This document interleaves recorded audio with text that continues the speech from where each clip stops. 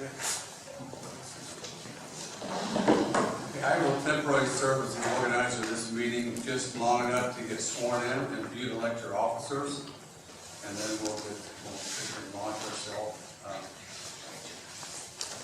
Teresa, how do you want to, I guess I should call roll first.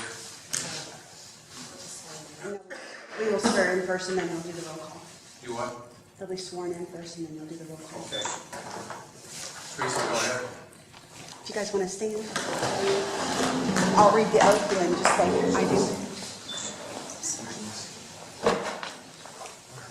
I do solemnly swear that I possess all the qualifications for Charter Commissioner as prescribed by law, that I will support the Constitution of the United States and of the state of Missouri, the provisions of affecting cities of this class, and the ordinances of the city of Raytown, Missouri, and faithfully demean myself in office.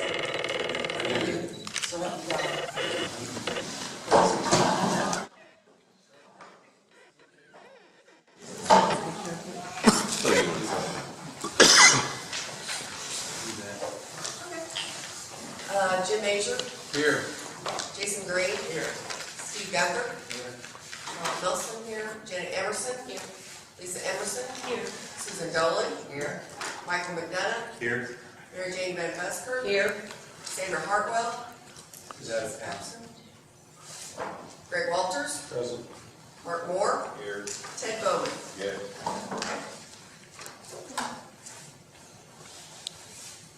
I think the next thing to do is elect officers, so, I guess we'll decide, first of all, we'll have a chairman, you want to, I know that the, Board of Aldermen will be addressing the charter budget at the next Alderman meeting, and so we'll be given a budget to work with, so they'll have to approve that, and that'll take place at the first meeting in May. So there'll be a budget. We don't have to have a treasurer, but all monies that we're going to spend should be approved by the board as a whole. I'm opposed to the election of officers without all the officers being present. Okay, does everybody feel that way? No. Okay, you want to, let's have a show of hands. How many would like No, I'd like to hear more. That's the reason. to do what? That's the reason why. Oh, why? Yes. Okay. I feel that Ms. Hartwell was elected to the commission because her vote was important to the people of the city of Raytown, and it should count in the election of the officers who serve the commissions. Are we electing temporary chair or permanent? Listen, Okay. I just remember 9 years ago, we elected a temporary chair, and then we elected permanent, we followed. And also, I wonder about your questions about the budget. The city council doesn't set the budget though for the charter commission. That's Harry right. would get money. They don't set our budget. Read your state law. It's not. Well, that's not for me to indicate. I'm just telling you, it will be discussed at the Board of Aldermen meeting, Actually, you did indicate. and this body can take it up with them at that time.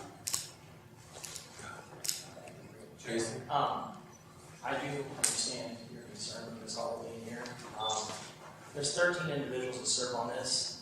To be quite frank, odds are that there's going to be other meetings where we're going to have 12 people, maybe 11, as long as we have a quorum. I spoke with Ms. Harwell about this personally. She understands this. I feel personally that I feel confident deciding on the positions today.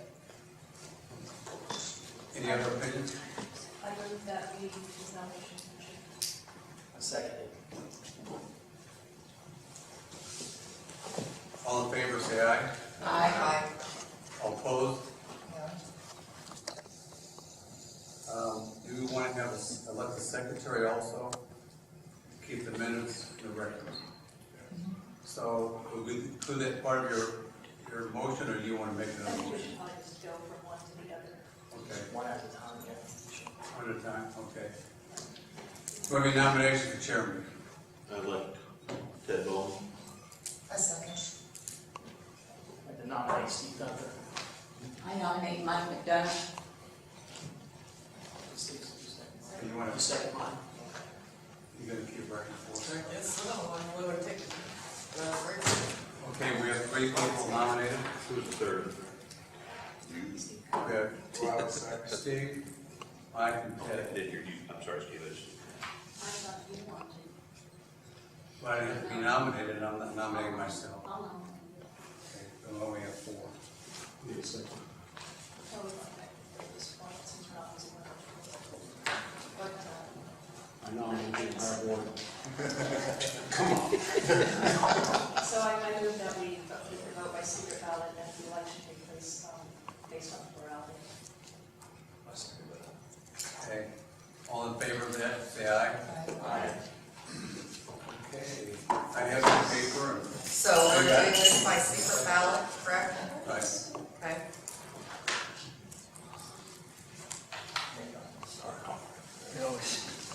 The nominees are Ted Bowman, Steve Gunther, Mike McDonough, and Jenny Anderson.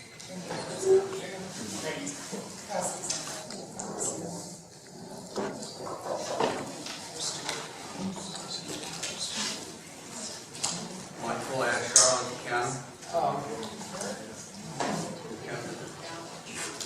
I'm just saying. Ken, can we slow down for a minute? Let's slow down for a minute. First of all, am I the only one here that doesn't want to vote by secret ballot? You just voted on it. No, we actually have a voice vote of aye. We did not have a vote. No, we do a roll call. We don't have, I we're all just for motion the that office. we move. We have a motion, we have a second, we have a By plurality. And he said all in favor say aye. He didn't even ask for the names. So, let's back up a minute, please. Okay, I don't especially agree with the idea of just shouting things through. And I see this happening since the beginning of this meeting. If we're going to stand up and run for a charter commission, then we ought to be able to take positions. I don't believe we should vote by secret ballot. I do not even sit here, I haven't heard an argument as to why we should. Would somebody who made the motion want to give an explanation as why we should do it by secret ballot? Yes, Please. my suggestion by secret ballot would be that we are not, getting into arguments over positioning or anything like that. This is basically to form the charter. It's not really about who's in charge of the commission. And I think it would go a lot smoother and fewer feathers would be ruffled if we did a secret ballot in that fashion. Well, I'm opposed to the secret ballot because I believe, as I stated earlier, that everybody should be able to stand and stand for what they believe in and who they believe is the best person. I also would like to hear from the people who have been nominated, first of all, if they want the position, because I don't know if they all do. I'd also like to hear why they believe they'd be best for that position. Yeah, and there's Okay. no reason we can't do that. Keeping that in mind, I would ask that we have a formal vote on whether or not to vote by secret ballot. You want a roll call vote, we just voted on it, but Well, actually, you asked all those in favor, and then you did not ask for any of those who were opposed. Are you asking Let's to forget it. table the vote until we hear from the nominees, or what? I will retract my motion temporarily so that we can hear from all people. Sure. Does that work for everybody? you're retracting your motion for a To secret. take a vote at this. Sure. Exactly what it is. Does everybody agree with that? Please. Before we go to a vote. Greg is asking if each person speak. Actually, it's people that are nominated. Okay. Do you accept the nominations? So that first question, so nomination second. After we do that, have a round where we spend a minute or two discussing. Is everybody okay with that? It's Okay. very advisable. Let's just take them in the order they were nominated. Ted, you want to go first? I would accept it. And my view on that is that this is supposed to be a working committee, that one of the very things that we're here to do is to focus on creating a charter, and that's all. My purpose in being here is to try to keep that on track and to keep personality and everything else out of this. And that's about the best I can offer for why I can do that. Running a meeting is something I think we've probably all got experience with. My sole purpose here is to keep it on track. Steve? I'm under the same opinion as Ted. I mean, I greatly accept the nomination, and obviously, I've got a lot of leadership experience in various organizations and so forth. I've had leadership training, I've had to train leaders, people in companies. So the task of trying to keep and how to run a charter or a similar entity like this, I think is part of my experience. So I'd be more than happy to share that. Mike? Well, mine would be like Ted and Steve's, in the fact that I'm not looking to do anything other than write a charter that we can hopefully get passed by the voters and what the voters have voted us to do. And outside personalities and politics and all that. I bring to the table also, as some of these people do, some leadership skills and being involved in a lot of different charities and on their boards. And also from being a supervisor for a lot of years. I think probably everybody that's been nominated did a good job, and probably even some others that weren't nominated. I would serve on the last charter commission, and I believe that everybody that ran for this charter ran for the same reason, because they want to see a charter pass. I think that's why we're all here. And I wouldn't be surprised if any of us didn't think it would be a difficult job, because as we know, we've already seen 4 charter commissions fail. For me personally, like everybody else, I'd like to see the process go as smoothly as possible. Already, just in the last few minutes, we've seen some stumbling blocks, how they can surface, and we haven't even gone anywhere. We're just talking about the chairman. I think it's important that wherever we elect, whether it be me or one of the other 3, be a person's able to remain calm and be able to deal with everybody, so everybody feels respected, everybody's listened to, everybody has a voice. And in the end, even though that we're not all going to agree with each other, we can all walk away because the process was done fairly, due process, or majority rules, and feel like, hey, we had input, but we're going to support the democracy, which is majority rules. Lisa, you want to? Okay, so we have a motion to vote by secret ballot. Do we have a second? Okay. Charles, why don't you go ahead and take a roll call vote, please? A roll call vote for that motion. So the motion on the floor is to vote by secret ballot with a plurality.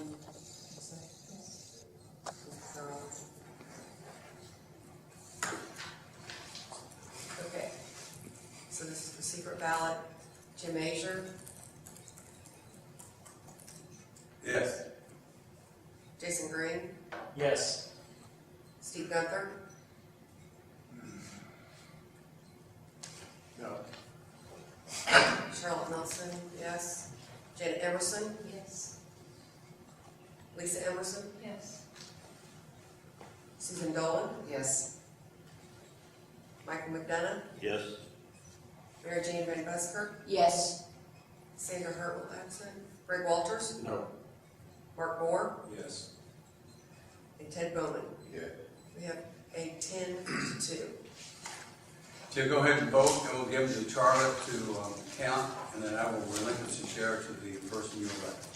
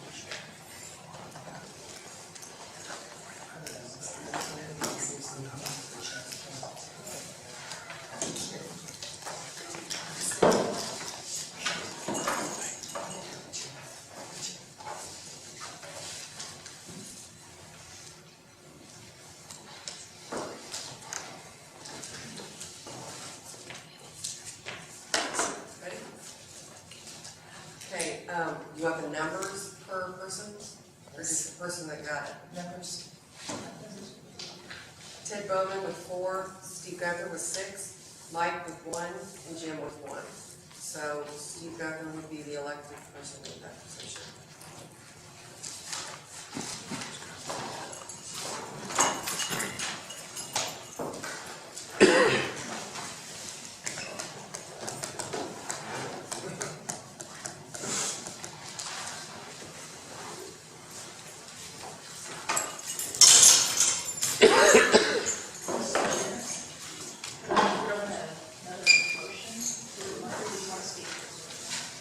I'd like to sit down first.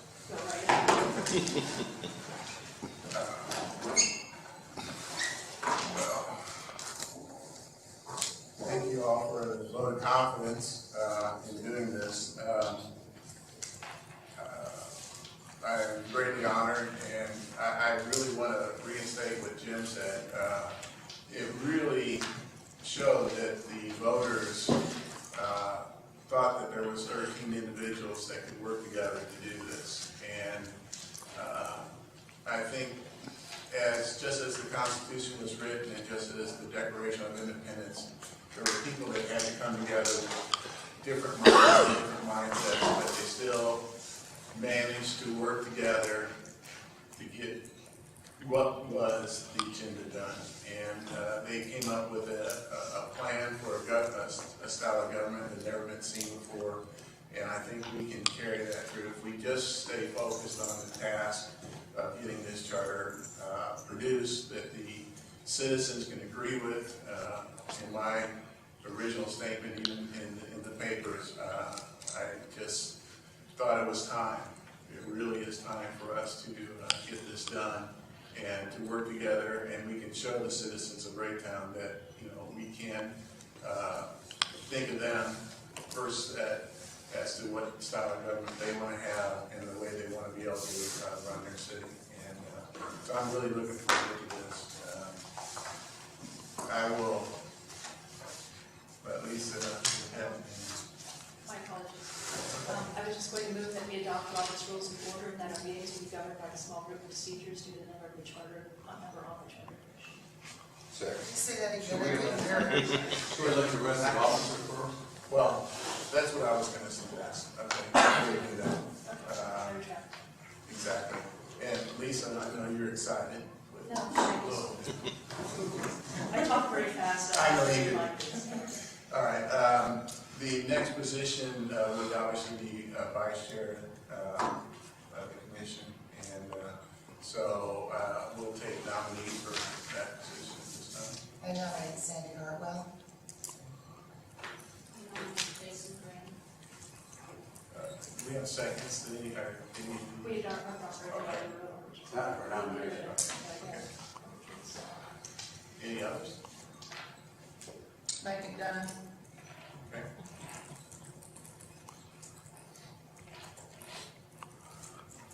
I want to nominate Ted Bowman.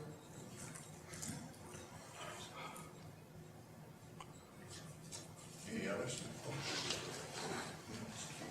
Do we continue with the secret ballot? Okay. Okay. Before that, I'll make one last call. Any other nominees? Nominees on the floor are Sandy Hartwell, Jason Green, Mike McDonough, and Ted Bowman. Do we need to vote by, say we're going to do it by secret ballot?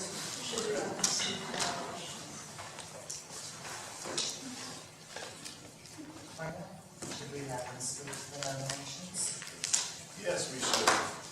It's not too far. It's just, first one nominated. Sandy Hartwell. Obviously, she can't speak. Have you had an opportunity to speak to Sandy about that? I will not speak on her behalf. Okay, that's fine. If elected vice chair, I promise to take a diplomatic approach, just like it was alluded to by Mr. Azier and Mr. Gunther earlier.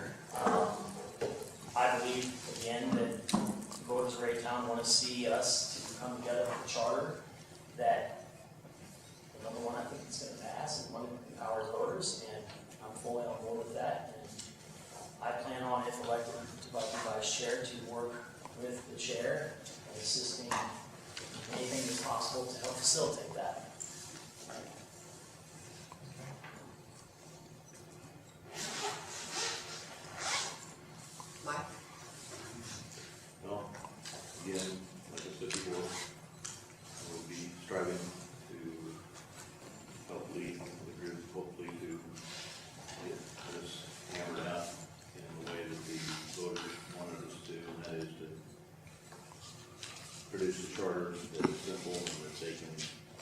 vote on, and hopefully pass.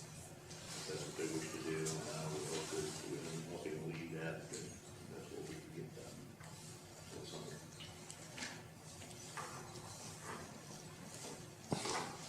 And presuming that's the extent of the duties, then the same applies to the first one. The chairman will set the tone, and we'll, the intent is to stay on track and keep that tone, keep it from being a disruptive thing when it's not here. Okay, so this will be by secret ballot for Sandy Hartwell, Jason Green, Mike McDonough, or Ted Bowman.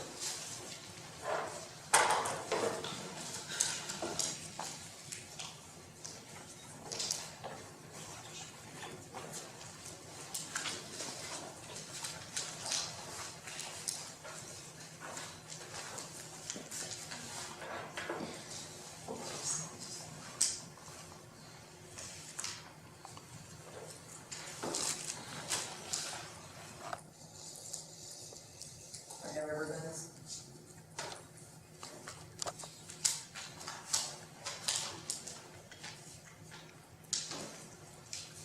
Lisa, I think you're up for taking notes.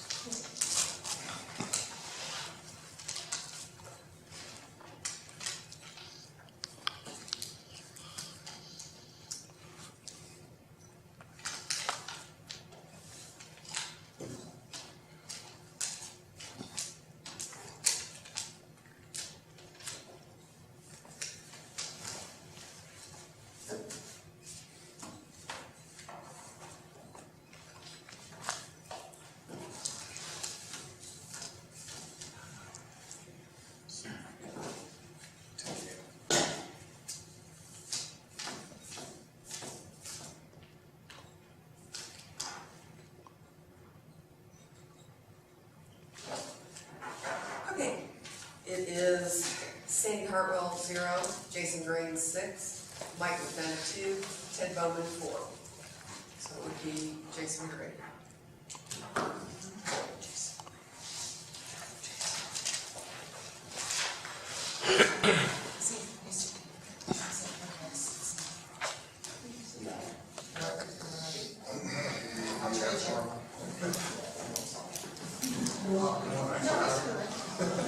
Just one. I just want to see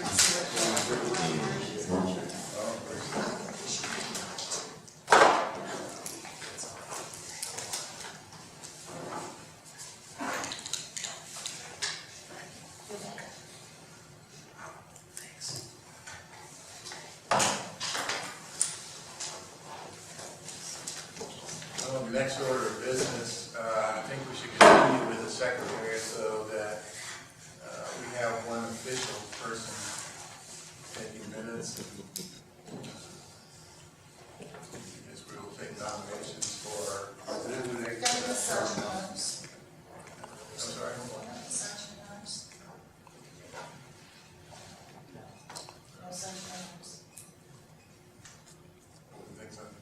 Jim nominated Charlotte for the position of secretary. I move we select well front row for Sergeant Arms. You want to do that for secretary? That's the first. I could hear what you said. You wanted to elect the sergeant of arms. I'm sorry. Would be something nominated. Right. Just point of order, you already called for secretary, so Right. we have one nomination. Yeah, one nomination, right.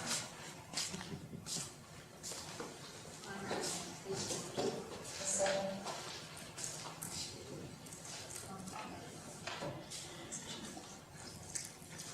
Do we have any other nominations?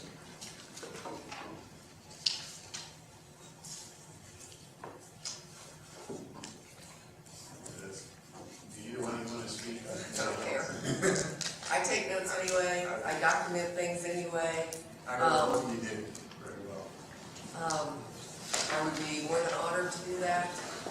I would state that says we would have some type of filming or video, that the minutes don't have to reflect every person's statement throughout the meeting, but what the culmination of a motion and a vote and some type of discussion would be, so they're not 15 pages worth of notes, because that would be cumbersome to do. But I'm more than happy to do that. I have taken notes for governing bodies before, small numbers of governing bodies, but I'm a good note taker. I've taken decent detailed notes. I check to make sure all the facts are correct before we move on generally, just in case there is no video for some reason. And I believe I would be put in a position. All right. With that, we'll go ahead and secret ballot.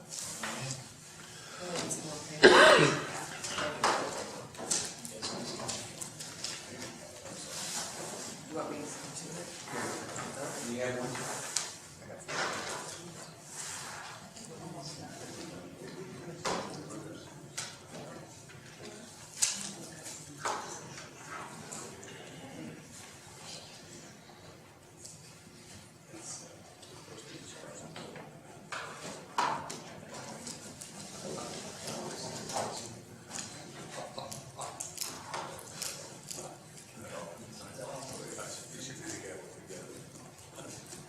You're gonna watch it.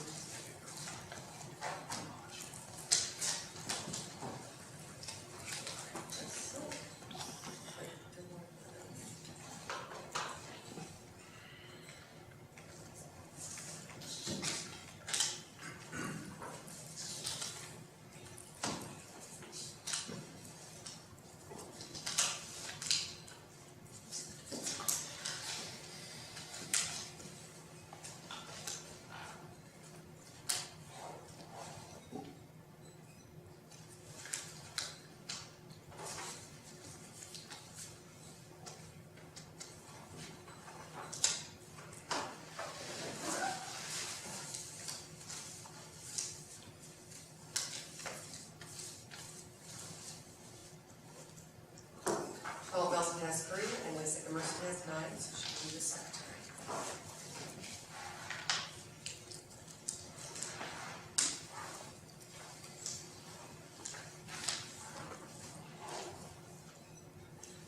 I'll take a discussion on Sergeant at Arms and what you think, Susan, what you think about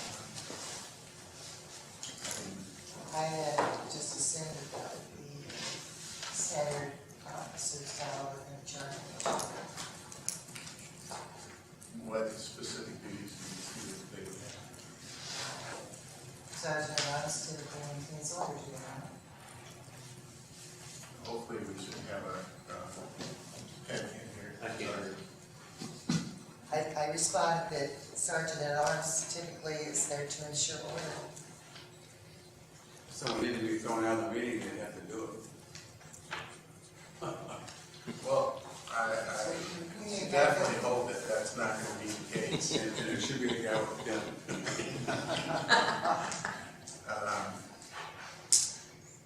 What is Or if there everybody? were to be an interruption in the meeting, not from within the council itself. No, I just remember in our own procedures that Janet was stipulated that she thought that the chairman should not be the one that throws a person out, it should be the sergeant at arms. Is that right, Janet? Sergeant So at I arms. just remember what you said. So if you don't have a sergeant at arms, it would be UC. And that's the question, should the chairman? Right, Ted and Mike. You can just give the direction at the time. It could happen, so.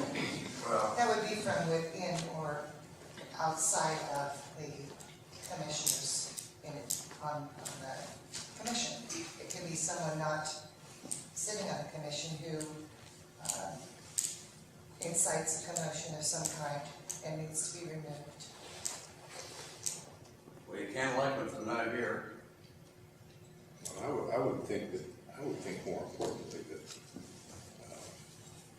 parliamentary procedure or points of order or this small group of Robert's rules would be the job of the sergeant at arms.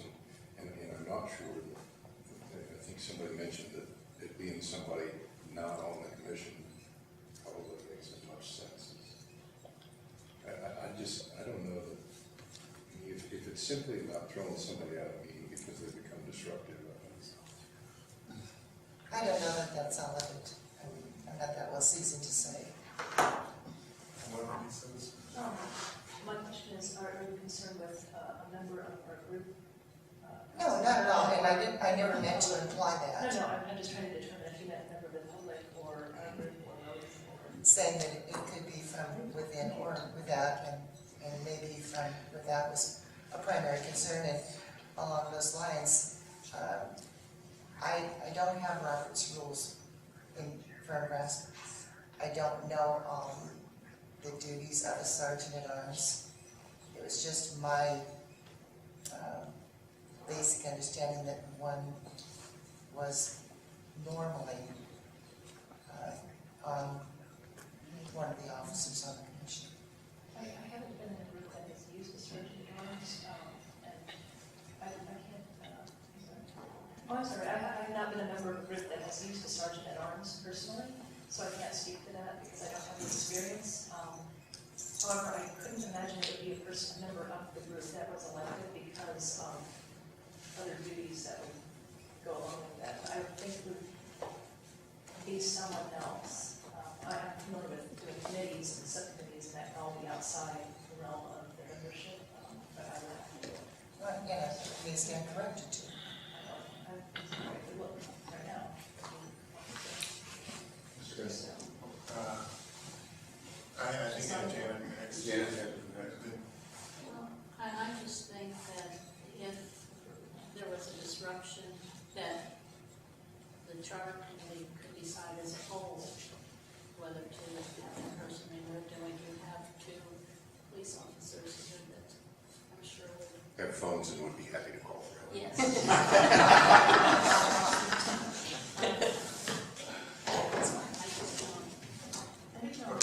I was just going to say, historically, I was on previous charter commissions as was Jim.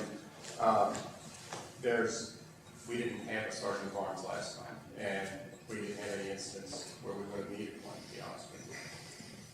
So I don't know if it's really a problem. As long as your cell phone's working, you can call somebody that's in a position to do something enforcing, that's fine. Got it.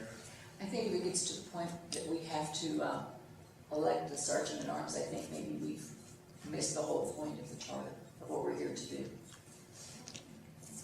And we're here to write a charter. I'm not so concerned about our group, but I see Susan's point that we might have a visitor or something.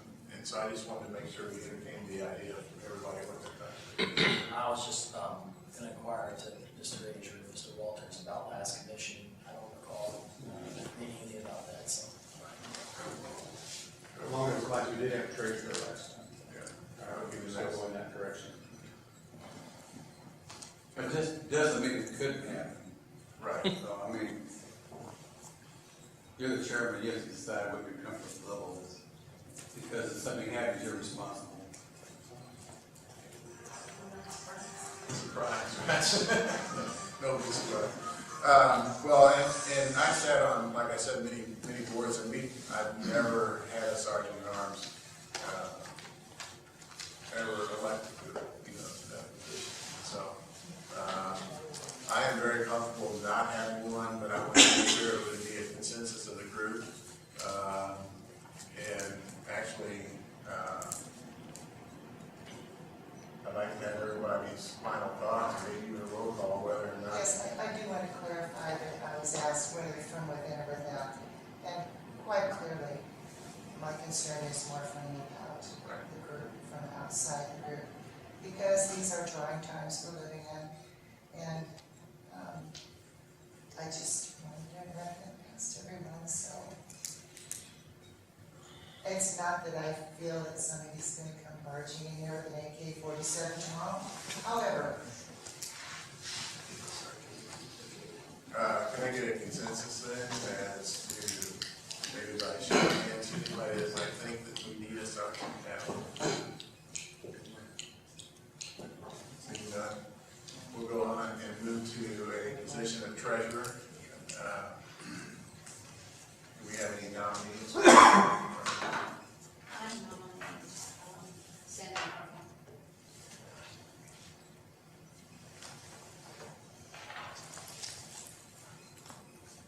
I nominate Mike McDonough. Nominate Mary Ann. One second, please. Jim had a question. I just thought, we're not actually taking in any money or depositing money or withdrawing money. Basically, we shouldn't be spending any money with that approval board as a whole. Correct. And all monies actually go to the city, they pay the bills. I'm not really sure what the purpose of the goal of having a treasurer would be. Well, I think anytime you do incur expenses, I think it's good that somebody within the body has an idea or a record of those expenses. Even if the city is paying them out, we need to be able to review those on an ongoing basis. And so, We should all know that, though. yeah, but I mean, it becomes an official record of document. It's, Well, someone, Mike had a nominee first. I was saying no thank you, but I was nominating Mary Ann. She's fine. Excuse me, I said. I second. She said also. Okay. We had, Mary Jane She nominated. excused herself, I excused myself, so just have Sandy Hartwell. Okay, Oh, I nominate Sue. okay. I declare. Yeah, that's just it. We're not spending any money this week. Right. Why don't we wait and see if we need that? Is that, I mean, if we're just keeping a record of what we're doing, can that not be combined in the secretary's job? I think it's a statutory requirement that you have a treasurer. That's why you have it. It's not something that's made up. It's, There are statutes governing the yes, commission. just like the statutes that govern how this body was formed. By petition, by certain numbers of petitions, certain. Well, that's by the Constitution. I'm Yes. not sure I can find statutes that show how we're supposed to operate. Yes, well, no, the positions are mandated by statutory. We researched this pretty heavily last time, and you have to have one. And I agree your point that we have no money and we don't pay the bill, but I think what Steve was talking about, the fact that you need to have somebody that says, okay, this is where we spent, here's where we spent it. That's the purpose of it. I think just having a documentation of that procedure of any type of financials, somebody needs to be on it, because it's not like, oh, you're free falling, have all this money. It needs to be itemized, and you need to know where you are if you are within a budget. Because it can't be, oh, let's have a party for $5,000, you only got 10. It needs to make sure that that money, whatever's allotted, is allowed and spent through that process, the whole year process to the ending day. I have a question. Would it be, this is a question, would it be appropriate to have the secretary treasurer? So just keep the record anyway. Say again. I can't hear you. Would it be appropriate to have the secretary/treasurer? So she's keeping records anyway. That was a I question. think that's a good I idea. don't think I was gonna say, typically that is kept as a separate thing. one, Janet's been waiting to speak, so. Well, the reason I think we need one is because we will incur expenses. Someone has to keep record of what those expenses are and present it to the city so that they can pay bills. And supporting documents. Yes, absolutely. Here's one other question. Since Sandy's not here to accept or decline, perhaps we could hold this off to the next meeting. That's what I was thinking. I second that. I mean, because the other nominees replying, so we'll hold up on that. See, what I would suggest, that I was in the last charter commission, even though we had a treasurer, I never remembered a running state of money being spent. Otherwise, every time we met, they announced how much money we spent from I would just suggest that if we're gonna have a treasurer, that we give them that running amount every time we meet. Exactly. Very totally. Well, before you speak, Lisa, let me just say a couple things. As I've been just watching y'all speak, and part of my southern slang a little bit, but I just want to acknowledge one thing really quick. At times, people began to talk initially together, but you quit, and I greatly appreciate that. You started respecting each other for one person saying and going in order. So I think if we can continue that, you know, if we honor each other and respect each other and give everybody a chance to speak independently without other conversations going on, I think that'll really help this charter. So I greatly appreciate you all holding back your other comments and then so I see. Is there somebody else over here that wanted to? Okay. Well, I guess the next order of business on the agenda is the business of the charter itself. Everybody does know why we're here. And is everybody familiar with what a charter actually does for a community? I mean, Is there anyone that listens? I just sent an email out recommending that we invite the NML to come in and make a presentation on what the responsibilities are, and how to conduct this. So we're just really, it's up to the board as a whole, the commission as a whole decide if they want to do that. And they did get that approved with the city if you want to do it. So I talked to the NML and they said they would be glad to do it also. So was there a cost associated with that? it's going to run probably about $100 to do that. I didn't get that impression when I talked to him. I didn't ask about money either.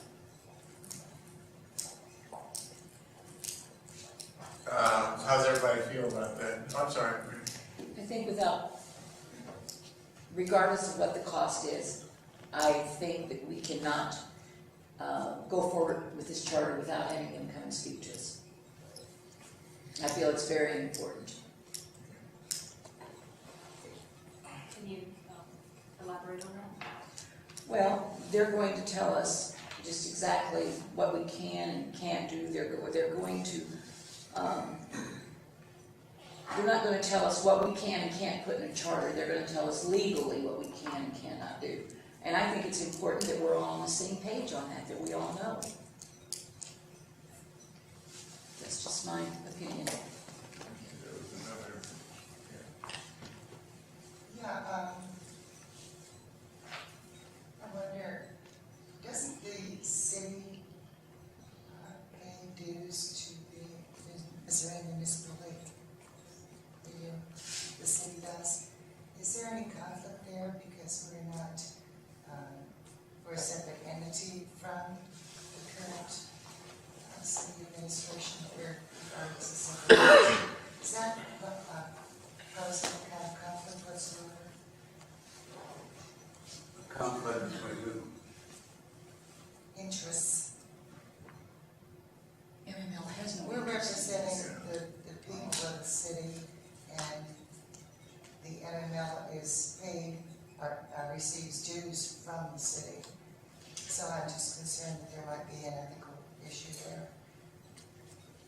Well, I mean, it's my understanding that they're here to give us advice and to instruct us.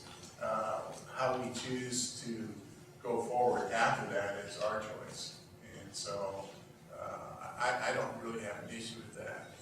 Yeah, I went to the meeting last year, and they don't really lay things out in black and white for you. It's all shades of gray. As long as you don't do anything against the Constitution of the state of Missouri, you're in pretty good shape as far as the Charter Commission goes. If you feel it's necessary to do this, I guess go ahead. I don't think they charged us last time, but that was a long time ago. I didn't really see personally, I did not see a whole lot of benefit from it, to be honest with you. Because they're not going to be able to come, if you're expecting them to come in here and say, you will not do this, or you will have to do this, that's not going to happen. It's going to be very, like I said, it'll be different shades of gray, and in the instructions that you get. With those of you on the Charter Commission last time, would you say that the information could be downloaded online from the MML website just as easily as they coming out to talk to us? Or would it be us to find information from other sources more so than having them talk? I know that the MML has got a lot of stuff that they put out there as far as, governing and stuff like that. Ash, you're in the audience. You're familiar, probably, aren't you a member? Don't you attend their meetings and so forth? I'm not going to respond to any question. First of all, for those that don't know who the MML is, yes, we do pay dues to it. They are the lobbying organizations for all cities in the state of Missouri. They're a service organization. And basically, in city government, we all work together. For example, we're not really independent, because if you were, then you wouldn't be spending city money. So it's a united group.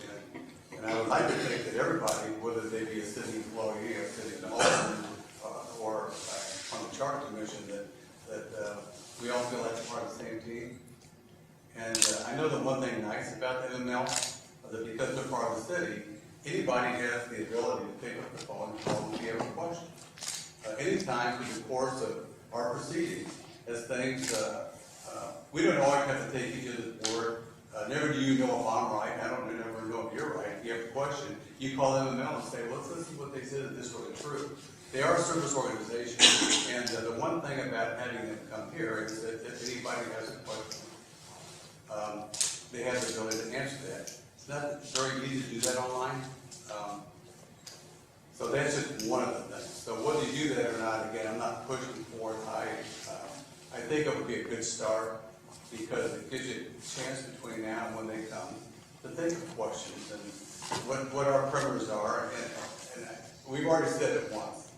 We all want to see this charter pass. So anything we can do to get started on the right foot, that would be a plus. So, but if you want $100, I think it would be. I make a motion that we do spend up to $100 to have them come speak. Second would be Genesis. That motion's been made and seconded. Yes, Lisa, do you want to speak? I don't have to go.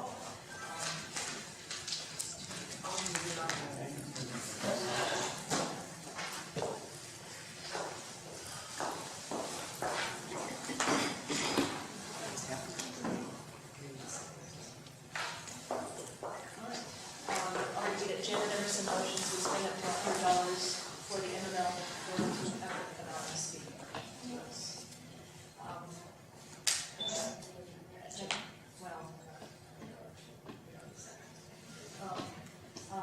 So, is this an all in favor? Or No, you call the roll. For now, we do a roll call. okay. Jim Adrian, Yes. Jason Green, Yes. Steve Gunther, Yes. Charlotte Nelson, Yes. Janet Emerson, Yes. Lisa Emerson, yes. Susan Dolan, No. Mike McDonough, Yes. Mary Jane McBusker, Yes. Samuel Hartwell is absent, Ray Walters, No. Mark Moore, Yes. Ted Bowman. Yes. So we had 10 in favor, 2 against you.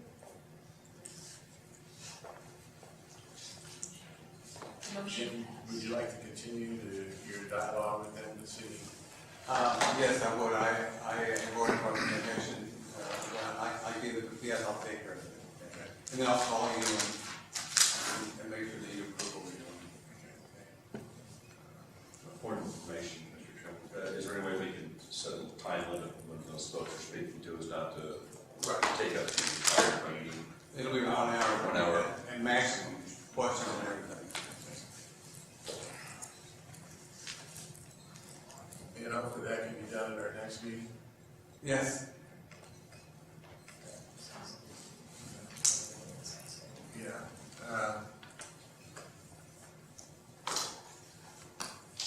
Okay. Right. Yeah, can I make that motion? I move we adopt Robert's Rules of Order and that our meetings will be governed by the small group procedures due to the number on the Charter Commission. Second.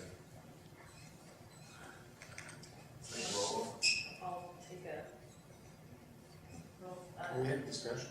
Yeah, go for it. Discussion. Would you explain exactly what the small groups, whatever you called it, was? Yes, small group procedures, that is, there's no set fast limit on the number in the body, but a group of our size is generally considered different from a group, say a mass assembly. So the rules are a little bit more laid back in a small group. That way you can speak as many times to a motion or against a motion as you'd like versus you can only do so a couple of times. In a large group, that's just to keep, things from just going on forever and to keep more order. Also, in a small group versus a large group, the chair would be able to speak as he's been doing now, and he would be able to vote. So the chairman has a vote, quorum required? Quorum would be quorum. Yeah, I believe it would be, if it's 13, it would be 7. Including the chair? Including the chair. I could be wrong. I will. Well, no, I think it's. I just want to clarify, because I've never heard the term used. 47 of the big one, but I'm pretty sure that's how it operates. Well, we have 13-member bodies, so Right. we do 7 would be a quorum, and the chairman has a vote. It takes 7 votes for everything to pass. So I just wanted to put it out there instead of a large We group. can strike words like consensus from our vocabulary and stuff like that. Sure. Okay. I think. So is it a separate book or they're all in the same book? No, it's just the big Robert's Rule. This is just the abridged version. It's not. It's a smaller version? No, this is just an abridged copy. Oh, okay. Of the It's in the same book, okay. It has the same thing. It's just it doesn't include all the. All right. nitty-gritty details. Just wondering where to find them. I'm not ready on it. Any other discussion regarding that? We'll take a roll. Jim Major, Yes. Jason Green, Yes. Steve Duncan, Yes. Charlotte Wilson, Yes. Janet Anderson, yes. Lisa Anderson, yes. Susan Boyle, Yes. Michael McDonough, Yes. Rachel Markowski, Yes. Sandy Burkle, Greg Walters, Yes. Mark Moore, Yes. Ted Moore. Yes. Motion passes.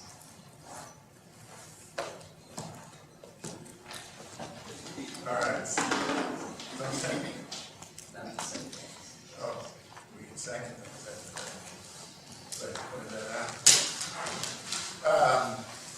Next, order of business, I guess, is to continue this with the Charter Commission.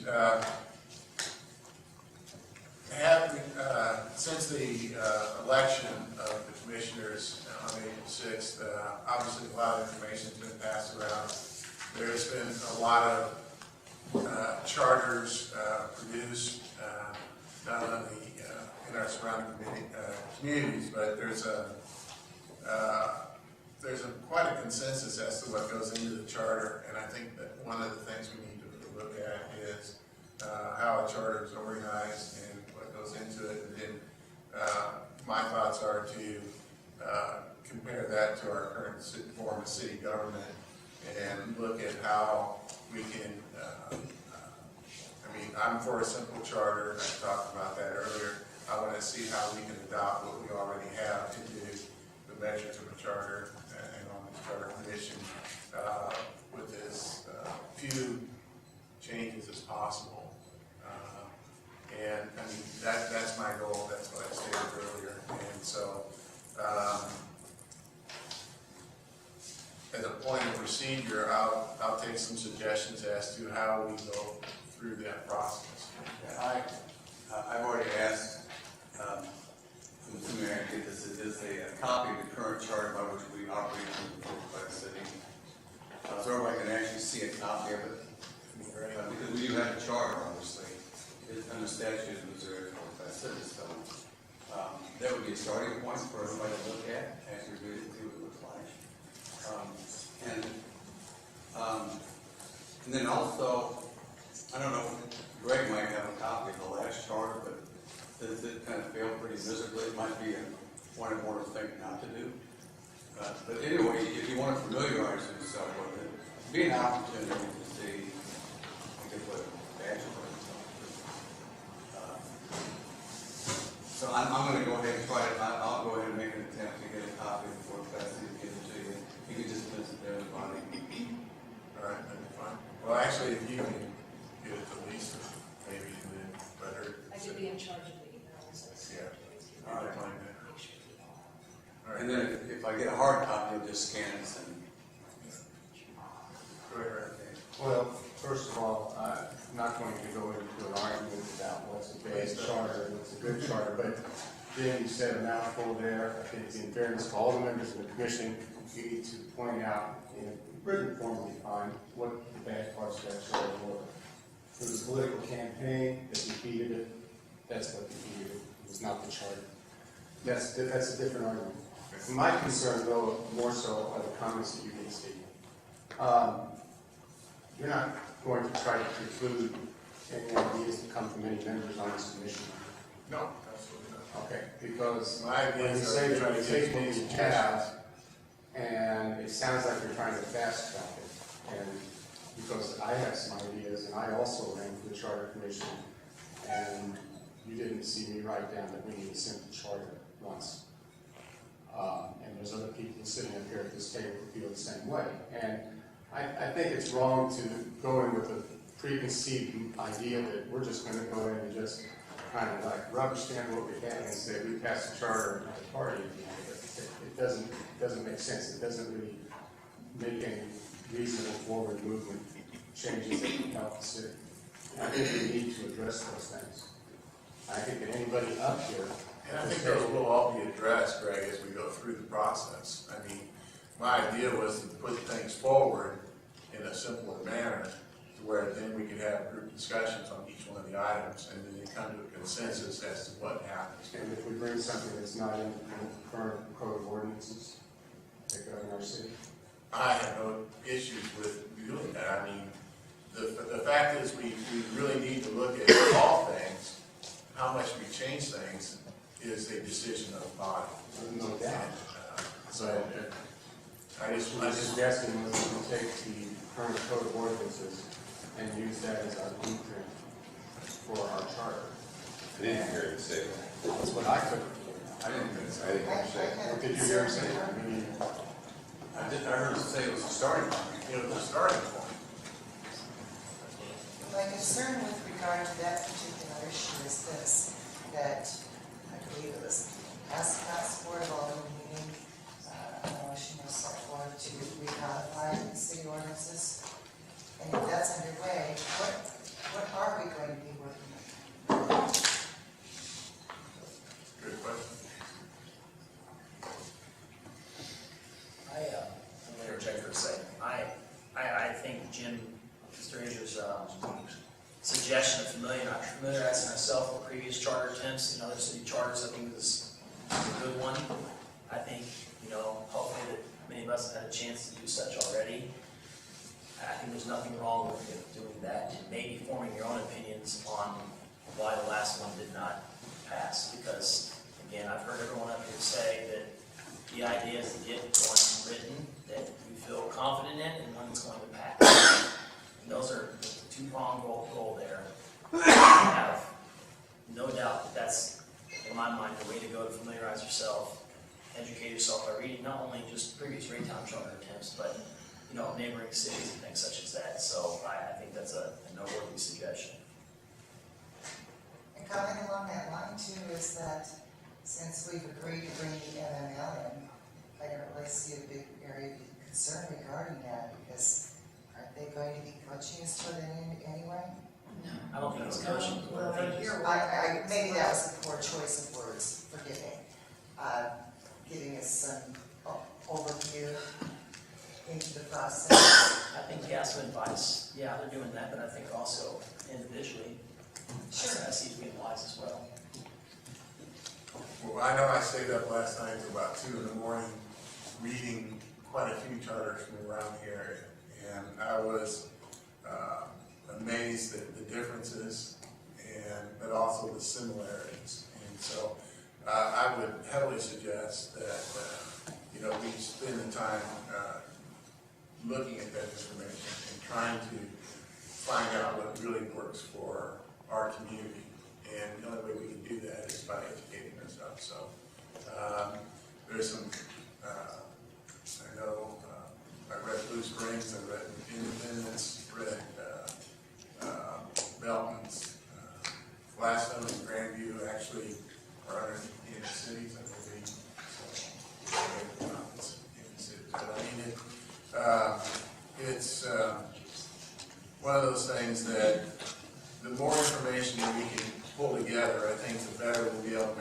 decisions. And I think by the time we meet at the next charter commission,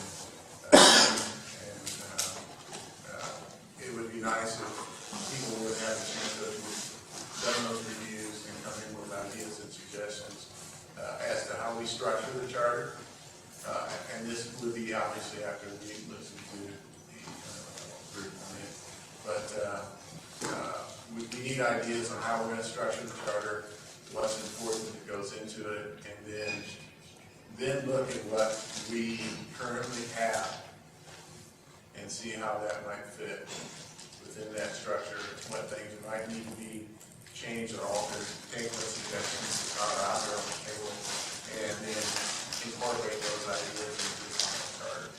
I don't see this taking a long process. I'm not trying to fast forward anything in, but I would like to see this completed before the end of the summer, quite honestly. I'd like just to share an experience. That was a good learning experience for me, and I think it's right on the point. And it kind of summarized what I tried to say a moment ago. A few years back, actually several years back, Cheryl and I talked about procedures, and it was something we felt that we needed because most cities adopt a set of procedures, and we didn't have a set of procedures. So I went to the email and I got copies of many cities' procedures. I even went to some cities and visited them, read them all, condensed them from 28 down to 16, down to about 8. And I came up with what I thought was a mix of everything. It was perfect, you know. Everything was combined. When the mayor asked me to bring it to the city, I called all the aldermen. I thought it was all going to work out very well because everybody had input. But in the end, when they were presented to the board, I think there were only like a couple votes for them. And what I learned from that is, first of all, starting with what I thought were model cities and getting input even from the aldermen, turned out to be a blanket. No, we don't want procedures at all.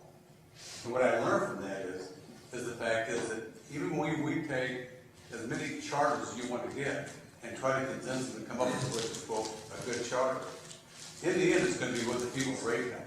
Right. They're going to be in the same position that the board was when I presented those procedures. That's what we really have to remember.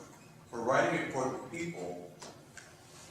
That's why when we say keep it simple, you know, everybody knows the newspaper's is written at about a 6th grade level. That's what they want to see. Something easy to the understand and not a major change. So, yeah, we need models. We need to learn, and we're going to discuss. And in the end, it's going to be a simple majority rule. We're all going to vote on what we think should be in this charter. But the bottom line is that we have to be smart and have the insight to judge what the people of the city want, not what we want. I heard you say we have to judge what they want, but I think more than that, we need to have our ears on to listen. That's what you have to figure out yourself. Yeah. And going back to that, and I'm sorry, I'm going to turn the issue around just a little bit to go back to something I mentioned earlier. Once again, if we're to be working with existing ordinances and the city is recodifying the ordinances, I think we need to have that nailed down. What we're working from, precisely what we're working from. Because if that process is already being done, I think it's important to know. You can't work a set of ordinances that's in a shifting pattern, it's being recodified. So I think I'm not sure I understand why the code of ordinances and the charter have to be. By the city ordinances? Yeah, I mean, the charter. The charter decides whether or not there are going to be any and how they're enacted and whatnot. It doesn't actually have it in it. They don't bearing upon what we do. It might be beneficial though to, if that is indeed the case, and I don't claim to know it all, round up some documentation from which to work that includes department names and each department's responsibilities, their operating budgets, salaries for individuals in those departments and within the city, it's a fact gathering, so we have some tools to work with. Right, we don't need to solicit as much of that, speaking shit from the city, because that's all part of the charter. Right? I was just gonna say, our procedures at city council meetings are codified, and they are in code. So, I mean, there's some validity in what she's saying, very much. So, and that's probably why I understood what you were saying earlier, when I made the comment about fast tracking, perhaps I was out of order. So, I apologize. No, I got things over. I got one focus on this, and that's to get it done. Well, no, I want to get it done, but there are some things that I believe that we can do in this city to make it a better city. And I just want to make sure that everybody keeps their eyes and minds open to ideas that may not already be there, give them a chance. I thoroughly disagree with Mr. Ager's comments about the poor charter, the bad charter, the evil charter, and all this other All stuff. right, Greg, let's don't go there anymore, okay? I didn't bring it up, sir. But so we're all on the same page. I just believe that everybody here has the right to bring something, anything they want, as much as they want. That's why you were elected. If you have an idea, bring it forward. The majority wants it, then it will be in. Well, and the whole idea of having 13 people here is to get an idea, our ideas from everyone. I mean, this isn't me just running the show other than the structure of it. I mean, we all work together, we all put our ideas in, and we all come up with the same thing that we all can agree with at the end. Because if this board is divided at the end of this, we're gonna have the same failures that we had with the last one. We have to be able to agree, disagree, but in the end, come up with a solution that works for all of us, and again, comes up with what Jim was saying, addresses the things that the people are wanting to see. I got a question. There was reference to getting information from staff on salaries, fact-finding, department names, all of that stuff. I would want to know what the procedures for that will be. There can't be 13 people asking the city for an enormous amount of info. It needs to come from one person, and I would suggest exactly what do you want? Do you want the budget? Do you want department names? Because what I see is, oh, we need this, no, we need this, and back and forth, and back and forth. And it really needs to be decided by the commission, what do you want? And then that list can go to the city one time, they can get it, and here you go. Also, I mean, there's a cost of printing and stuff. You know, this isn't just a free-for-all, here let's have 13 copies of 15 different charters. So, I mean, those are procedural things that are gonna have to be worked out. But I really suggest that when we go through this, that you have those itemized things. We want a budget, we want this, and then that goes to the city for request, and not from 13 different people 15 million times. I agree with One at a time, please. I think Mary Jean, Oh, I said, I agree with what Charlotte said. Needs to be one person. that I heard. I was just going to say that you got to keep in mind that what you have here is a work in progress, and sometimes you can't just say, okay, we're going to stop right here, no more questions, because they may come up in a different format in another way. So, once again, if information is out there, it needs to be gained, it needs to be given. If you want to have a central person that wants to categorize this one, make the secretary, I have no problem with that. But I think that if somebody wants information, we shouldn't have the charter commission determine, no, we don't want that. Because we don't know the whole story until it's done, until it's told. I was just kind of alluding to Ms. Nelson's point.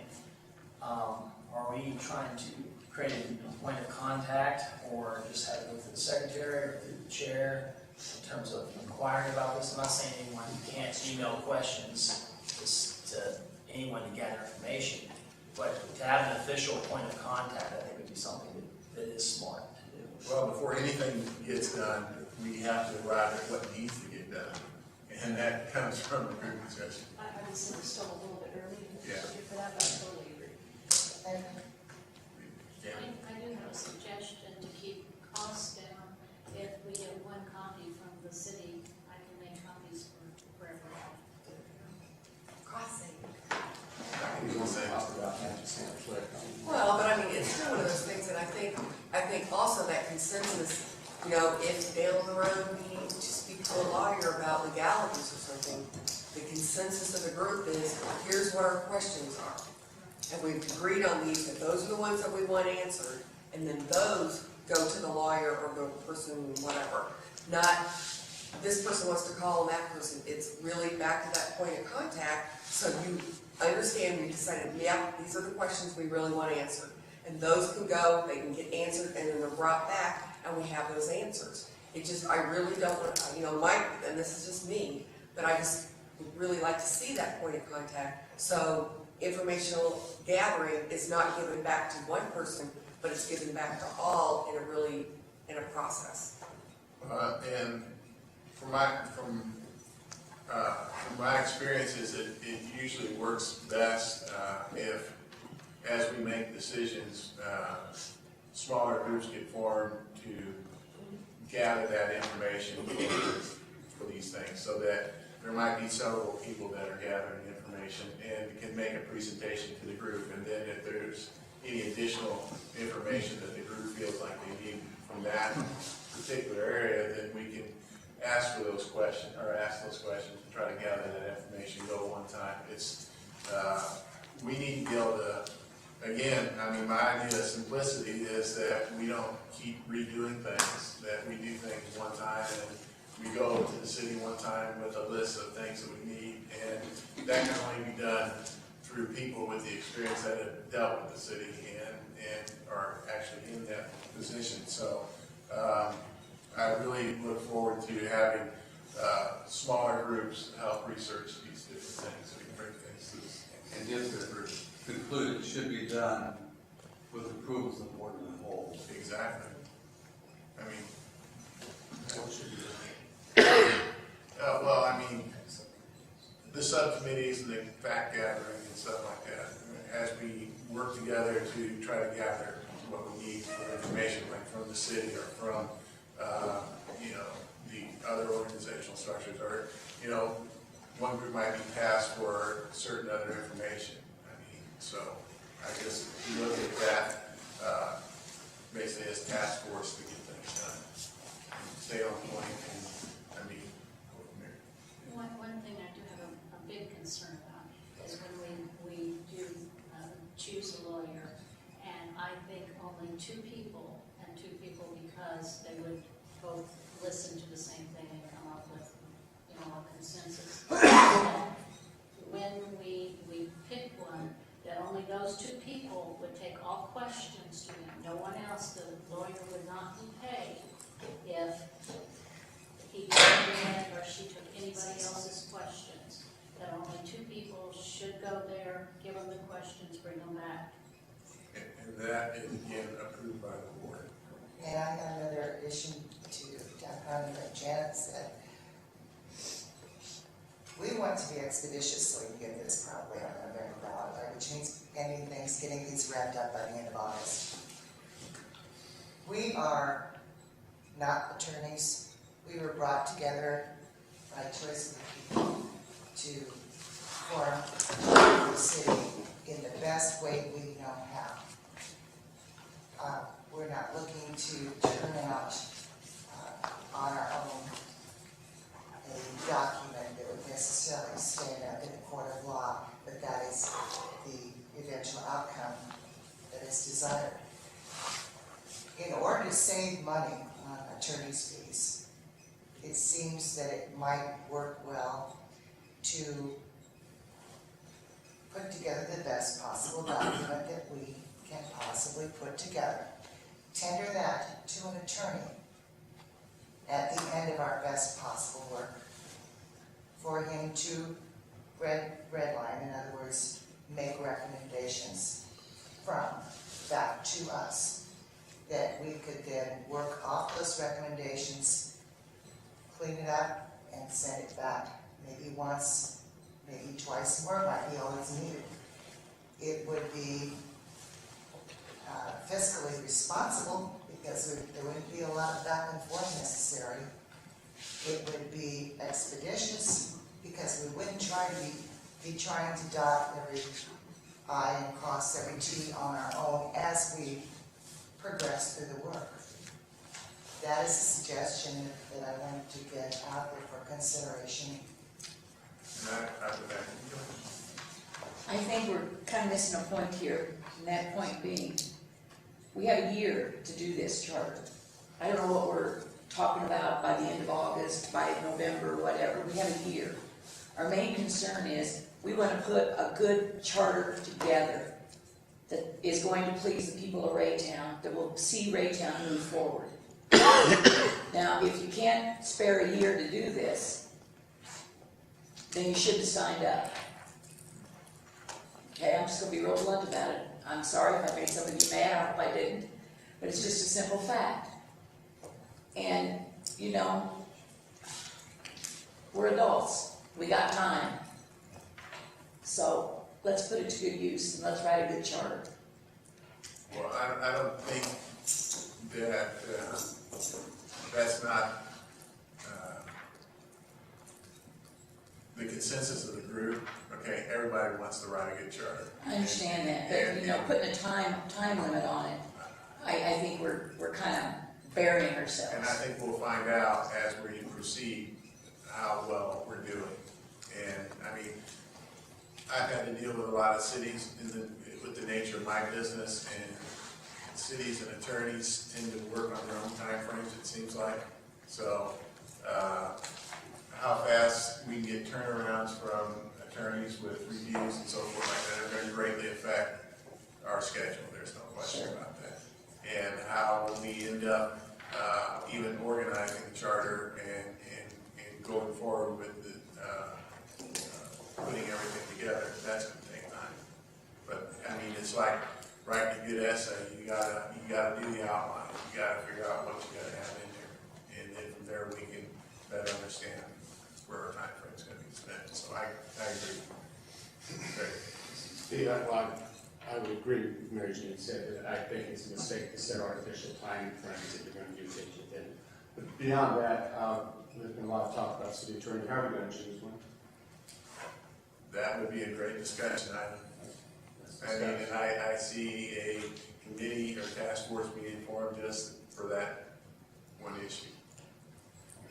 You know, to look at different attorneys that have worked with the city before maybe, or even look at other attorneys and then come forth to the group and give us their thoughts and ideas. And so, one of the things I hope to get accomplished in the next week or so is a list of ideas that I have as far as different committees and different things, and I hope that everybody else, by the time we have our next meeting, has ideas that we can go forward to get this organization, I mean, this structure set. So you're leaning towards forming a select committee to look at that?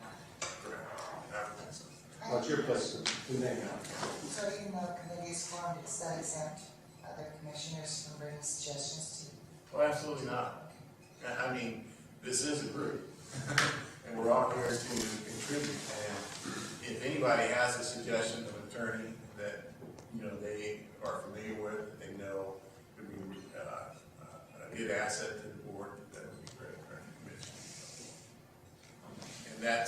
And like I said, you know, when people bring and present ideas and everything, that's when the rest of the group has an opportunity to talk to that group and speak what they've done, would be good ideas. I think we need to go ahead and move on since it's already 8 o'clock. We need to go ahead and try to schedule the next meeting. I've kind of already talked about what we need to do between now and then. We need to gather as much information as we can. And just on learning and familiarizing each other and ourselves with just the structure of a charter, how that looks, and then if we can get the group to come in and do the presentation at the beginning of that, then I think we can move on afterwards and actually sit down. I know this arrangement works for an audience, but it doesn't work too well for me because I like it nice and tight so where I can just go forward with things. But yeah. In your email, you indicated that you're going to be out of town for a mission trip. Yes, I leave tomorrow morning. week getting it back. Well, I've got plenty of things that I gotta do, yeah. And if we did, if we were able to get copies of charters to Janet, she would make sure everybody got those, it would give us something to study up front. A lot of it you can just do online. I mean, all you gotta do is go. Either an email them out. Yeah. I mean, we can send out a list of an email with various cities and their charters, and, you can look at the structure of it pretty quick. But, yeah, I mean, as much information. I know it also got passed around a little bit that Mondays tend to work well for people. Is there a good day physically? I mean, Mondays work well for me. We would first have to decide where we were going to meet, because I know if we continue to meet here, they have court here on Monday night. Yes, I they didn't do. remember it, but we can get that soon. So, and we could, Yeah, let's get to recommendations. yeah, we do have to set our next meeting, and then at that meeting, I would encourage everybody to make recommendations as to where we might meet, but I'm gonna throw this out again, it's gonna be unpopular, but oh well. The last charter meeting, they jumped around, they went here, there, and yonder to have meetings. I thought that was bad.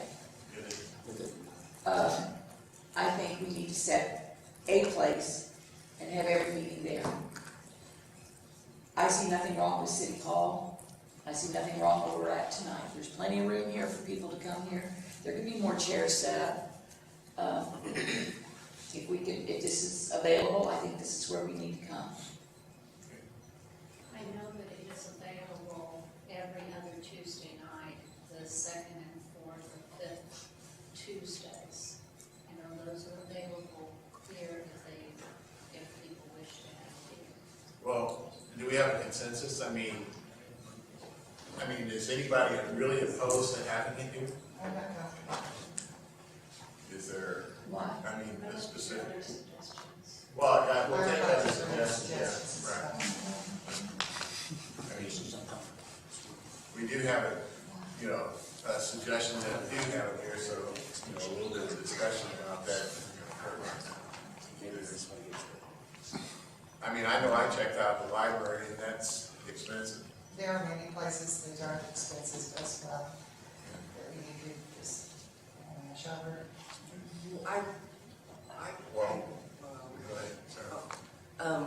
Agree on consistency, because I think if you're gonna meet somewhere, you want the public to be here, you want them to, understand where you are, what you're gonna do. So consistency of place, but also consistency of day and time.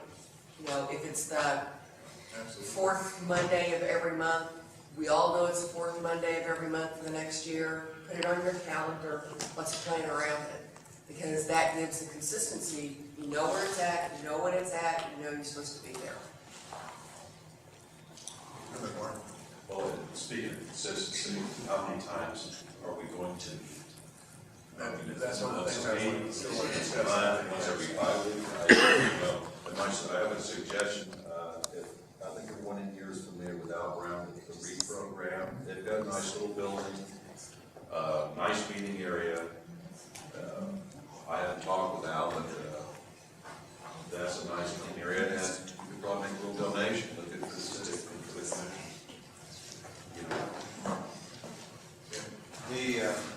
Where I agree with you, I think it's where you're more comfortable. But one thing I think we need to be concerned about the comfort of the people, the citizens that might want to come and have service. People have to set their room up. They need a bigger room to make sure that whoever coming in has to sit. So for me, it's not about how I feel, it's about taking care of the public. I've seen tax from the public overflow into the halls there. Well, what would they do to the library? What would they do with room? What is, They would really, I've been there, but their parking is not real good. That you're really good, that's right, Mary. I mean, but we don't know, if we're gonna get flooded, we don't know yet, so if we wanna put that off until, let's just meet here. As we know, again, it was. Let's try to wrap it. I'll just make a motion that we meet here on Monday evenings, on the court's it's not a session, you could find out what that is and let everybody be aware of it. You're making a motion, I'm second. Discussion, but Mike's gonna make a comment first. I was trying to get through I this. know you were. Here's the way I'm looking at it. So, we are working on the charter at the new form of government. The city council chamber is the city's seat of government. I do not see any sense in meeting anywhere else. I agree. Because we have plenty of room here and everybody knows where it's at. Set the time and table so people know where it's at. I can't disagree with that, but we're still discussing. This court every Monday, until it's not every Monday.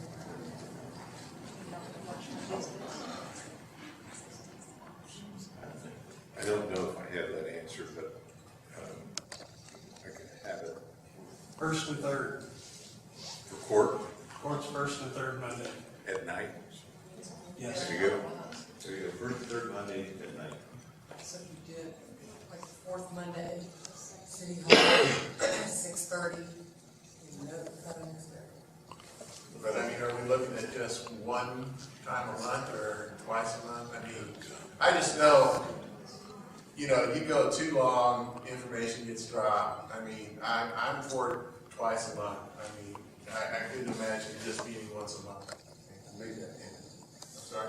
I make that motion. Second. We meet twice. Oh, we had a motion on the floor. We did. Oh, yes. But the motion, Point of order. we're actually still discussing Mark's original motion on the first, are they on Mondays, right? Yeah, how many times, third Yeah, we- Monday, fourth Monday? Where's the motion on the floor?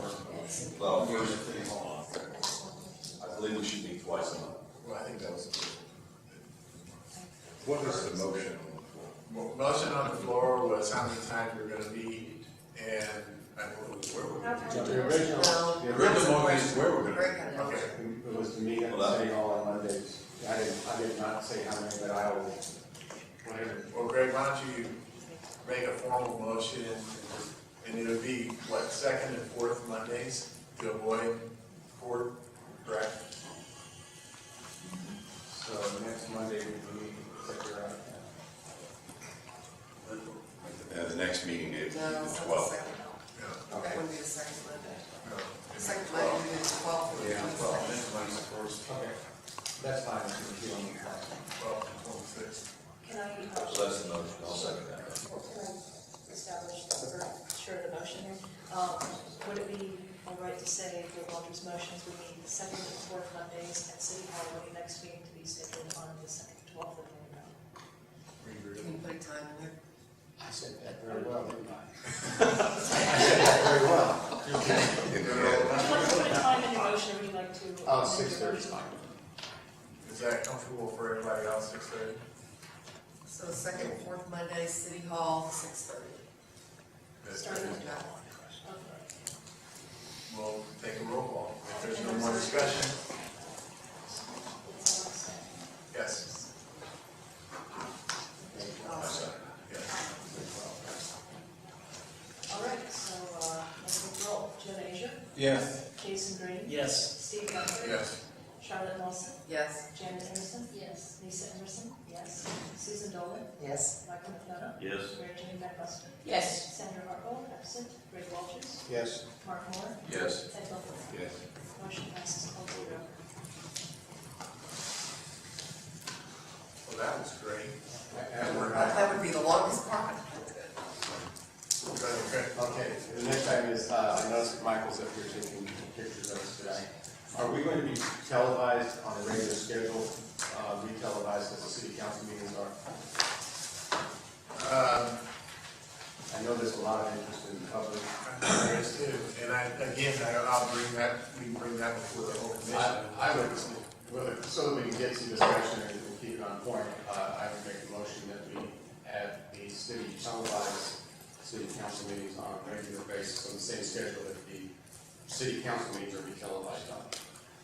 I'd like to be televised here. Would it be possible for you to use the city equipment? Are you going to be doing this every meeting?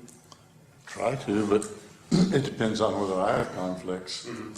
but I don't televise it. I put it on the internet, I put it on YouTube, I embed it in my website, and I use Creative Commons as long as you give attribution. Other people can embed it. Well, in that case, would it be possible for you to use city equipment to do that, and you could... It's of lower quality than mine. Is what? It's not as high a resolution as mine, and I'm not familiar I with know, but how to operate the it. reason of the motion is to try to get this out to as many people as possible. You do it. Okay, that's fine. Before we vote on it, I would like to know if there's gonna be any expense to the city to decide that. So I'd like to know what I'm voting on. There will be an expense. Yes. We should ask the city what it would cost to pay someone to do that. Okay. Well, and if Michael has a tape, it can go on the city website, through the YouTube and the stuff like that, so that is available to people. And there's other media venues that the minutes, the treasurer's report can go out in publications. I mean, there's a variety of ways that people can know about this. And I understand about that, but even if you have the computer or the video equipment there, then, and it gets set up and stuff, if you run past 4 hours, you have to go to the main room and switch the tapes. So even if you're okay to set it up and stuff, you would have to have somebody, staff qualified to be able to get in there, switch the tapes, and do that kind of stuff. So there is a cost involved with using the city equipment, and that's something that I was concerned about. I am all for, you can, if 3 cameras are set up there by 3 different people, and they all go out to YouTube and whatever things, that's fine, because there's availability to everybody for that. Not really. Well, sure there is. Whoa, Mary Jane, sorry. Well, I'm a little confused because it's been maybe a year ago when Greg brought up himself that a lot of people in Raytown don't get the government channel on Channel 7. Okay, so why are we so...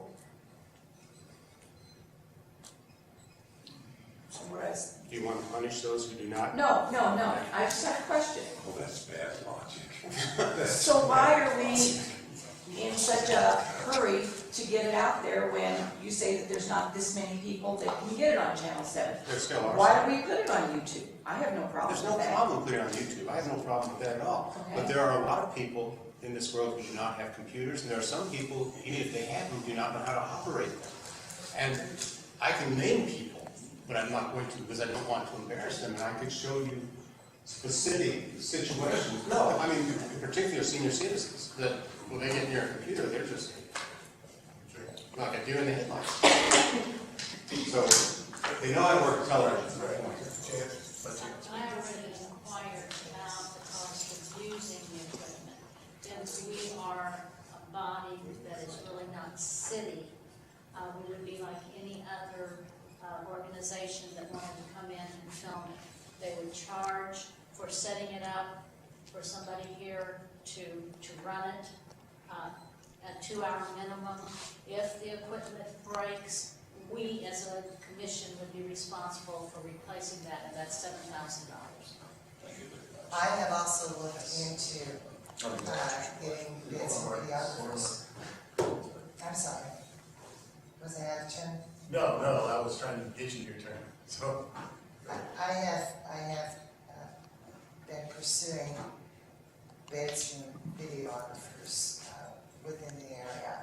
I have 2 awaiting further information from me with regard to a meeting schedule and approximate times, durations of the meetings. And these are experienced people. I will get back to them Please do. and let you know what they have to say. I'm thinking, I don't know, ask you all, a meeting duration of what? 3 hours max?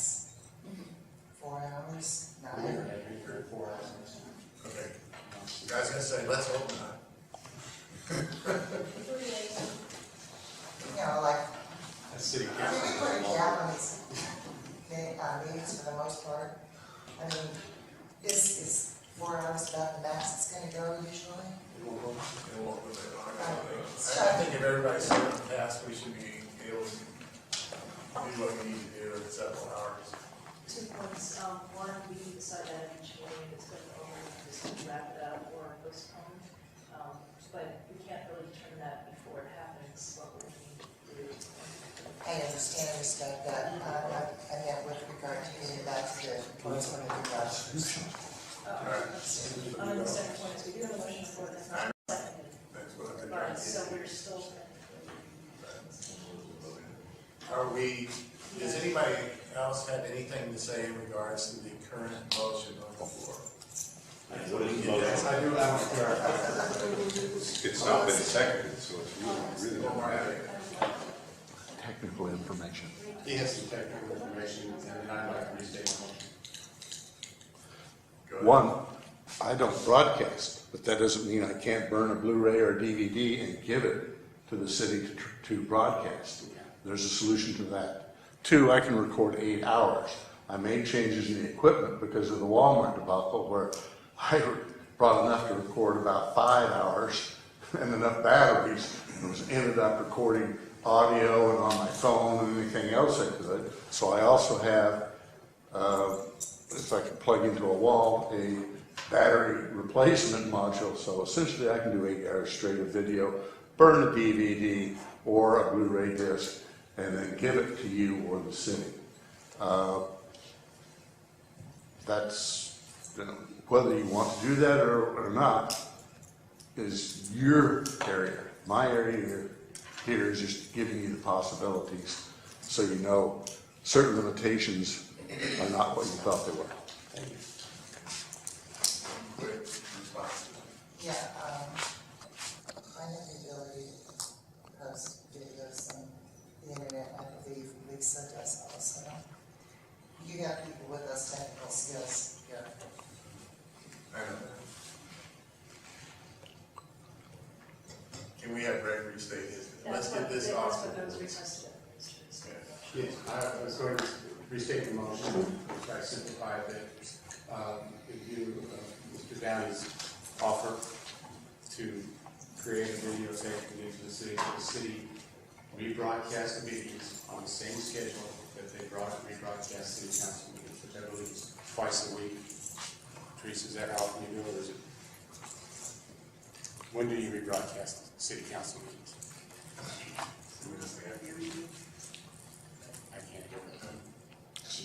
Yeah, so Wednesday. Oh, my goodness. I've seen it on rebroadcast. I think it was on Wednesdays and Mondays. I'm not sure. Perhaps they're during the I think it's business hours. Wednesday morning after the day following the city council meeting, I believe is broadcast that next morning, Wednesday morning, I think. I'm not sure, but I think. All right, Greg, can you restate? Yes, that we rebroadcasted it on the same schedule. The city council meetings are rebroadcast. Can I get a clarification? Certainly. You started out saying Michael Downing, that Michael Downing Well, would that copy was to the a city. preamble. But that wasn't part of the motion. No, sir. It wasn't a motion. It wasn't in the motion. Michael made his own statement. He said So, he could you restate your motion? that the rebroadcast the meetings from a disc or some media provided by Mr. Downing on the same schedule that the city council meetings are rebroadcast to the public on Channel 7. You added that to the original motion of That is my motion. Okay. Wasn't your original motion the times and dates of the meetings? Or I just,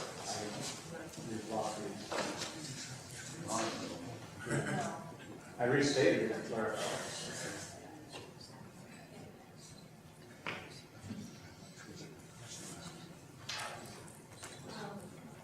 Would we not want to ask the city if they would do that?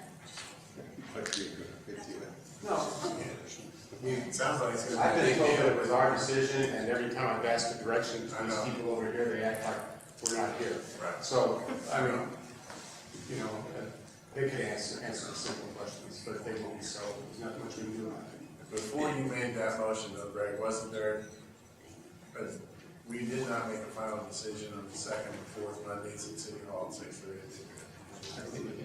Did we? Yeah, that's All right. all. All right, cool. We must be getting late, check that. All right, cool. Thank you. I told you only had a couple hours sleep last night. All right, so the motion's been made by Greg. Do we have a second to that motion? I don't understand what the motion was again, please. To rebroadcast. Or let's just, What I have is Greg Welter's motions that the meetings be rebroadcast from some kind of media provided by Michael Downing on the same schedule as the Board of Alderman meetings. In what venue are you pertaining, particularly referring to here? YouTube? No, Television? no, this would, that they be rebroadcast on, I said channel 7, government channels. There was, somebody else made a statement earlier about we're not part of the governmental body. We were elected. We're not part of the governmental body, but we are as much a representative body as they are. We were elected by the people in the election at large, financed by the city of Raytown. I don't know how I that. know, it's splitting hairs. I still haven't figured that one out. So that's what happened. All right, we have a motion. Do we have a second to Greg's motion? Anybody? Okay, Lisa. Okay, second. All right, any other discussion? So we're moving to a particular individual, do a job at a cost we don't know. Okay. Well, So long as I understand. Explain to me the cost we don't know. Well, They're not paying for a disc. They'll be handed a disc, they put it in the machine. Nobody asked the question, Greg. Okay, no, you made a statement, and At the a statement cost was we don't know. the cost we don't know. And I'll The hold to cost that is statement. not there. The city employee is already working during the time when the stuff is being rebroadcast. It's done on a regular schedule. Nobody asked the man who's going to provide it for free. right. Actually, I tried to get some answers, and they will not respond. No, we're talking about. We're talking about Mr. Downey stood and said that he would offer to do this. And he didn't say what it cost. At what cost? Michael, they want to know what cost you want. There's two ways. One is I will give you what I normally will do, but if you want to force me to be here twice a month, which precludes me doing other things, I'm not quite as happy with that as I'm perfectly willing to give you a copy of anything I shoot. I think that's reasonable. You know, you would have to do incentives to ensure that I was going to block out, 10 hours of my time a month or 15 hours of my time a month for this. That's reasonable. I mean, they want to, people want to go into negotiate pay. Downey, I have no problem with that. If he made an offer to make it available in case you provide this to us, so we can have a meeting to resolve this. That's all my motion is. If you want to go further than that, you can hire him, something like that, that's entirely. But can I get Jim? Yeah, the way I took the motion was, it was just a request of the city and allowing Mike to give it to us. We weren't hiring anybody. That's what I took it. So, Well, I'd like to speak with regard to Mr. Downing had to say about the cost of his doing this as regular practice. If you want to go back to the other issue and finish that first, with regard to the publishing of videotape as he takes it. But, okay, I'm going to take this opportunity to just talk to that. I've already mentioned that I've been talking with professional videographers, and perhaps one way to arrive at an answer on this matter is to ask Mr. Downing to submit a proposal for doing the work, and we can use that and compare it to what we get from the others. that's a fee. And my understanding is that would be fine too, if he goes beyond what he normally does. I mean, if he's coming in at his own free will to videotape and then give that information to the city, I have no issues with That that would be on a whatsoever. contracted basis. Right, but if he wants to give us a proposal to do it, I think we can entertain that. I guess I want to ask a question. Susan, are you indicating that you are gonna make a motion eventually that we hire a professional to come in and photograph these meetings? Is that where you're going with this? Or are you gonna pay for it yourself? I never did allude to that. No, I just I want to said know where we're going with Well, this. because it seemed that it was of interest to the public to be able to view the proceedings, even though they may not be able to attend the meetings, executive meetings. I just want to know whether you're gonna hire them, or you're gonna volunteer.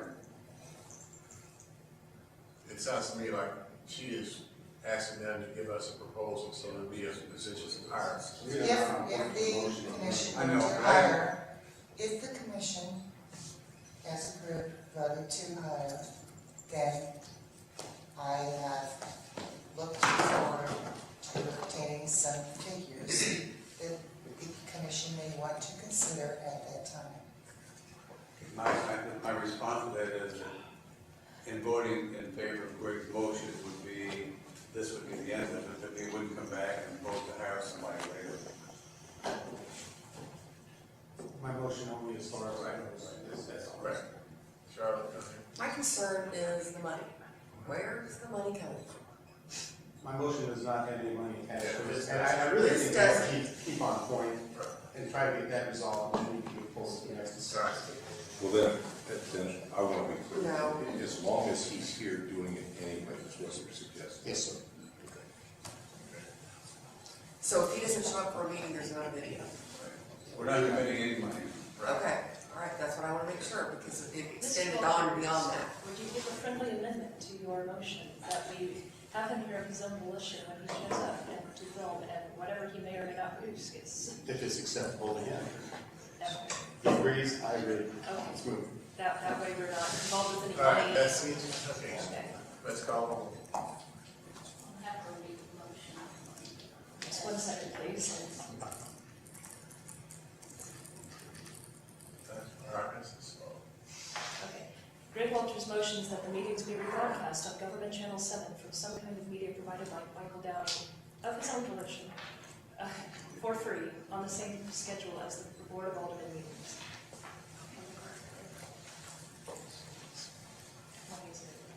Okay, we still waiting for a second to that. I second. I got second a while ago. Okay, that's fine. That's fine if we're, I don't do call to procedure. All right, so roll call. Jim Major. Yes. Jason Green. Yes. Steve Guthrie. Yes. Dr. Charlotte Wilson. No. Janet Anderson. Abstain. Lisa Emerson. Yes. Susan Dolan. Abstain. Michael Clifford. Yes. Mary Jane Van Busker. Yes. Sandra Hartwell, absent. Greg Walters. Yes. Mark Moore. Yes. Ted Bowman. Yes. Motion passes. All right. It's now 2 hours. We have a meeting set for Monday, May 12th, 6:30 here. I'll take the motion to adjourn. Motion. Second. Mike, Jason. Roll call. Roll call, right? Jim Major. Yes. Jason Green. Here, yeah. Yeah.